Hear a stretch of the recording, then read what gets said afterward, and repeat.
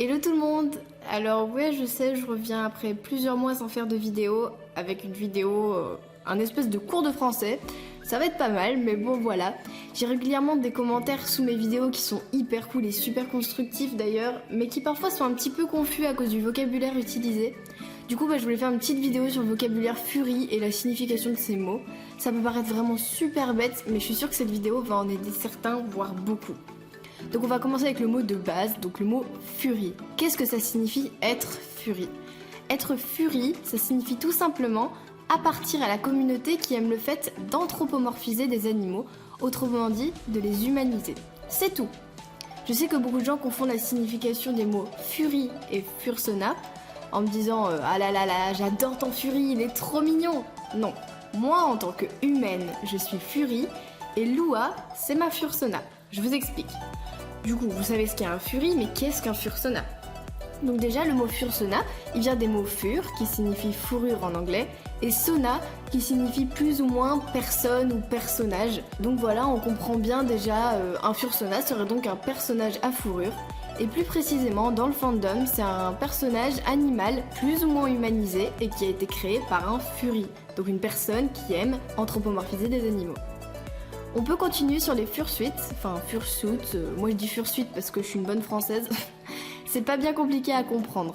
Fur qui signifie donc fourrure et suit qui signifie costume. Donc littéralement, les fursuits sont des costumes de fourrure que les furies peuvent avoir pour représenter leur fursona ou un personnage.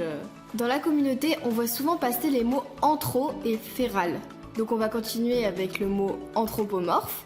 Déjà qu'il est compliqué, mais en plus j'ai pas de grandes explications à vous donner, à part que ça vient du grec ça, et que ça signifie plus ou moins de forme humaine. Donc un animal anthropomorphe, d'où son diminutif anthro, c'est un animal humanisé. L'opposé de ce mot c'est féral, qui signifie tout simplement sauvage en anglais. Donc ça va de soi. Dans le fandom, on classe les fursonas dans ces deux catégories, anthro et féral, qui sont principalement différenciées par l'aptitude du personnage à marcher ou non sur ses deux pattes. Il y a beaucoup de différences et c'est très varié, et c'est un petit peu difficile de mettre réellement des critères sur ces personnages, sur ces différences, on va dire. Et comment ne pas parler du GIF quand on parle du fandom Fury, évidemment. Coucou les anti-Fury, un petit dédicace à vous. À sa création, le mot GIF venait d'un américain pendant un RP, donc un roleplay, pour décrire un aboiement de renard. Et de fil en aiguille, le son s'est transformé pour décrire n'importe quelle œuvre Fury à caractère sexuel. Quoi d'autre? Peut-être les références sheets, qui signifient tout simplement fiche de référence. Donc c'est plus ou moins un dessin ou une fiche, une affiche qui représente un personnage que vous avez créé ou pas.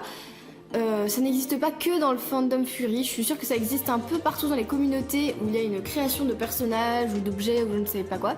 C'est un peu comme une carte d'identité de votre personnage en fait. Et on utilise souvent le diminutif ref parce que c'est plus simple que de dire référence sheet. Bon en fait c'est pas si long, je sais pas pourquoi on le dit pas, mais on est feignant en fait.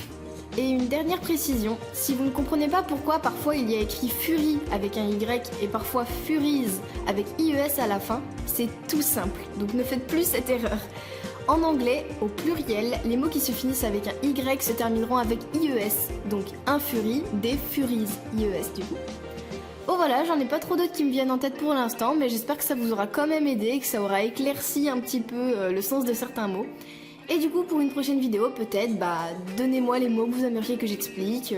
Et s'il y en a certains que vous n'avez pas compris dans cette vidéo, ou alors si j'ai fait des erreurs, dites-le moi, n'hésitez pas, je vois tous vos commentaires, j'essaye d'aimer tous, et d'y répondre quand je peux et quand j'en vois la nécessité. Voilà, merci à tous!